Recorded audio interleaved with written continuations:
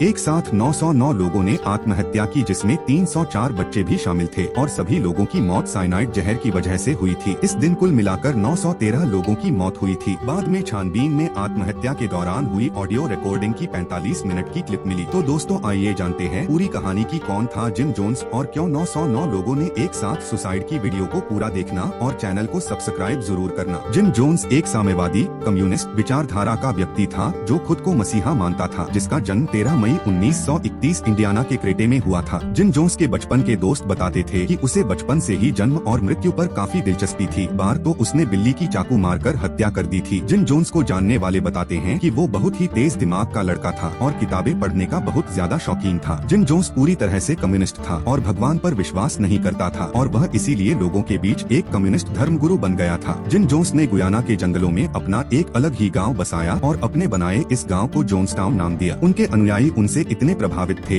कि वे भी जिम के साथ रहने आ गए। जिम जोन्स खुद को भगवान सोचने लगा था और अपने द्वारा बसाए गए गांव को अपने ही तरीके से चलाने लगा। उसने गांव को चारों तरफ से पूरा बंद कर दिया। जिम जोन्स अनुयायियों से दिन भर काम कराता था और रात को अपने भाषण सुनाता था। अंदर से किसी भी लोगों को बाहर जाने की अनुमति नहीं थी। अगर कोई थोड़ी भी गलती करता तो उसे बहुत मारा पीटा जाता और बहुत कठोर सजा दी जाती। रात में भी लोगों को सोने देने की बजाय जिम जोन्स के ही भजन सुनाए जाते थे। कोई व्यक्ति वहाँ से भाग न जाए इसके लिए उसके सिपाही गांव के चारों और रात दिन पहरा देते थे। अब धीरे धीरे जिम जोन्स की असलियत कुछ अनुयायियों को भी पता चलने लगी, लेकिन वे वहाँ से निकलने के लिए कुछ नहीं कर पा रहे थे। अमेरिका के सरकार को जब जोन्सटाउन में हो रहे अत्याचारों के पता चला तो नवंबर 1978 को एक कांग्रेसमैन लियो रायन को इस जगह का मुआयना करने भेजा गया और वे अपने साथ मंदिर के सदस्यों के रिश्तेदार, एनसीबी के कैमरामैन और विभिन्न पत्रकारों को लेकर गए थे। लियो रायन 15 नवंबर को गुयाना पहुँचते हैं, जहाँ जिम जोन्स लियो और उनकी मंडली का अच्छे से स्वागत करता है और एक समारोह रखता है। समारोह के दौरान जिम जोन्स का वर्नन गॉस्नी नाम का एक अनुयायी लियो को एक पत्र देता है, जिसमें वह खुद के और गुयाना के बाकी सदस्यों को वहां से निकालने के लिए मदद मांगता है। 18 नवंबर की दोपहर को लियो रायन अपने प्रतिनिधिमंडल के साथ वहां से निकल जाता है और अपने साथ मंदिर के 15 सदस्यों को निकालने में भी कामयाब हो जाता है। लेकिन ये बात जब जिम जोन्स को पता चलता है तो वह लियो रायन पर हमला करने के लिए कुछ लोगों को भेजता है। लियो जब गुयाना के हवाई अड्डे में पहुँचे होते तो जिम जोन्स के हमलावर उन पर गोलीबारी कर देते हैं और इस गोलीबारी में लियो रायन समेत 5 लोगों की मौत हो जाती है। यह वही दिन था जो कि अमेरिका के इतिहास का काला दिन बन गया था, क्योंकि इसी शाम जोन्सटाउन में 909 लोगों ने आत्महत्या की, जिसमें 304 बच्चे भी शामिल थे और सभी लोगों की मौत साइनाइड जहर की वजह से हुई थी। इस दिन कुल मिलाकर 913 लोगों की मौत हुई थी। बाद में छानबीन में आत्महत्या के दौरान हुई ऑडियो रिकॉर्डिंग की 45 मिनट की क्लिप मिली। इस रिकॉर्डिंग के अनुसार लियो रायन की हत्या के बाद जिम जोन्स को पता था कि अमेरिकी सरकार जोन्सटाउन पर कार्यवाही करने आएगी। इसीलिए जिम जोन्स ने अपने सभी अनुयायियों को एक जगह इकट्ठा किया और उन्हें बताया कि अमेरिकी सरकार हम सबको मारने आ रही है और जो लोग बच जाएंगे वे उनके साथ बहुत ज्यादा अत्याचार करेंगे। वे हमारे बच्चों और बुजुर्गों को बम से उड़ा देंगे और जानवरों जैसा बर्ताव करेंगे। जोन्स लोगों से कहता है कि मौत से मत डरो, यह हमारा दोस्त है और बस जिंदगी की एक अगली सीढ़ी है। ऑडियो टेप में पता चलता है कि जोन्स की पत्नी बच्चों की मौत का विरोध करती है, लेकिन जोन्स उसे जबरन रोक देता है। ऑडियो टेप के अंत में जिम जोन्स कहता है कि हमने आत्महत्या नहीं की, हमने एक अमानवीय दुनिया की स्थितियों का विरोध करते हुए क्रांतिकारी आत्महत्या का कृत्य किया है। इसके बाद बड़े से टब में अंगूर का सॉफ्ट ड्रिंक बनाया जाता है, जिसमें साइनाइड जहर मिलाया जाता है और सबको पिलाया जाता है। सबसे पहले जिम यह जहर बुजुर्ग और माँ बाप द्वारा उनके बच्चों को पिलाता है ताकि उनके पास जीने की वजह ही न रहे। कुछ अनुयायी जिम जोन्स के इतने पक्के भक्त बन गए थे कि जिम कुछ भी कहे तो वे करने को तैयार थे, लेकिन जो ड्रिंक पीने को तैयार नहीं थे उन्हें जबरदस्ती पिलाया गया और कुछ ही समय में वहाँ लोगों की लाशें बिछ गयी। इसके बाद